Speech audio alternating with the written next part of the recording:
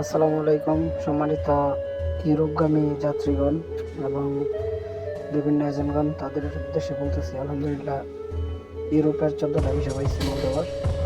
তো দীর্ঘদিন যাবৎ কোনো ভিডিও দেওয়া হয় না, এই আর কি।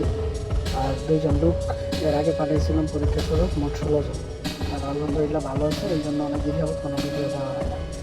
অনেকে ভাবতেছেন লোকটা আমাদের হঠাৎ করে কথা বললো, কোনো নতুন আপডেট নেই, নতুন ভিডিও নেই। আসলে ভাই দীর্ঘদিন যাবৎ কাজ বন্ধ ছিল, তো সেই জন্য কোনো ভিডিও দেওয়া হয়নি।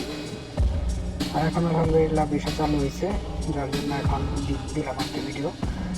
তো আলহামদুলিল্লাহ যারা ইউরোপ যেতে চান ইনশাল্লাহ ধৈর্য ধরেন, হয়ে যাবে ইনশাল্লাহ সব কিছু খুব তাড়াতাড়ি। আল্লাহর রহমতে মলদোভাতে আলহামদুলিল্লাহ ভালো কাজ হচ্ছে, আর পাশাপাশি ইউক্রেনেও ভালো কাজ হচ্ছে। যারা ইউক্রেন যেতে চান, অনেকে বাংলাদেশ থেকে দেখেন ইউক্রেন চলতে বিভিন্ন সমস্যা, আসলে সমস্যা হওয়ার কথা না। যেখানে যুদ্ধ হয় সেখানে আপনার লোক নিবে না। যে এলাকার মধ্যে কোনো যুদ্ধের কোনো সমস্যা নাই, ওখানে যেতে পারবেন। ইউক্রেনে গেলে কমপক্ষে 6 মাস থাকবেন।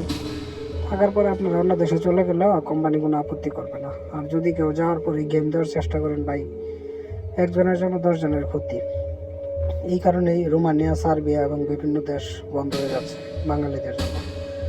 তো আশা করি সকলে এই দেশের কোনো অক্ষুণ্ণ রাখবেন, যারা ইউরোপ যাবেন ইনশাল্লাহ ধৈর্য ধরবেন, কমপক্ষে 1 বছর কাজ করবেন। যদি এখানে ভালো সেটেল হতে পারেন হবেন, আর যদি মনে করেন না সেটেল হবেন না, তাহলে বৈধভাবে অন্য দেশে যাওয়ার অসুবিধা নেই।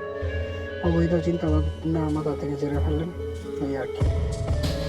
আসলে ভিডিও দিতে গেলে অনেক সময় দরকার, সেই জন্য কোনো ভিডিও দিই না বা আপডেটও দিই না, বুঝতে পারছেন? এটাই আর কি।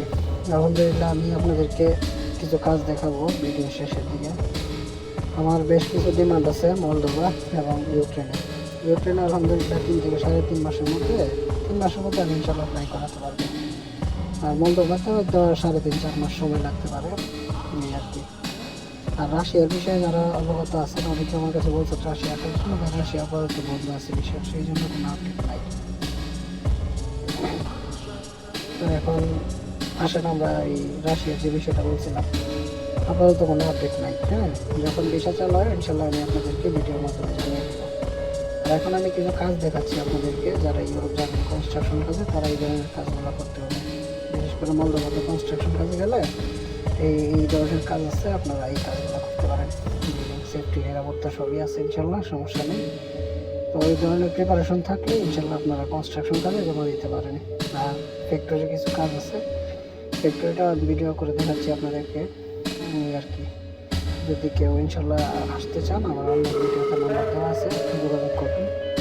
আমি ইনশাল্লাহ খুব অল্প সময়ের মধ্যেই নেওয়ার চেষ্টা করবো, এই আর কি। আর যদি কারো মনে বিশ্বাস না থাকে ভাই, তাহলে অযথা আমার সাথে কথা বলে বা বিরক্ত করে লাভ নেই, এই আর কি। যদি কেউ মনে করেন না ইনশাল্লাহ যেতে পারবো, তাহলে যোগাযোগ করবেন।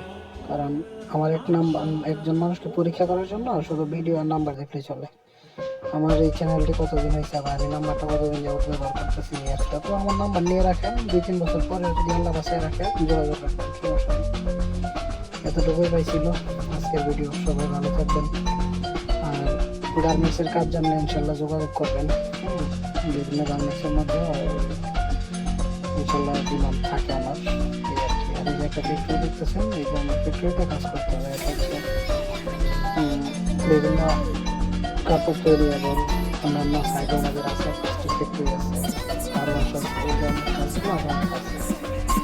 যদি কেউ দেখতে চান যোগাযোগ করতে, আর যাদের ইচ্ছা হয়েছে ইনশাল্লাহ খুব পছন্দভাবে যাবেন।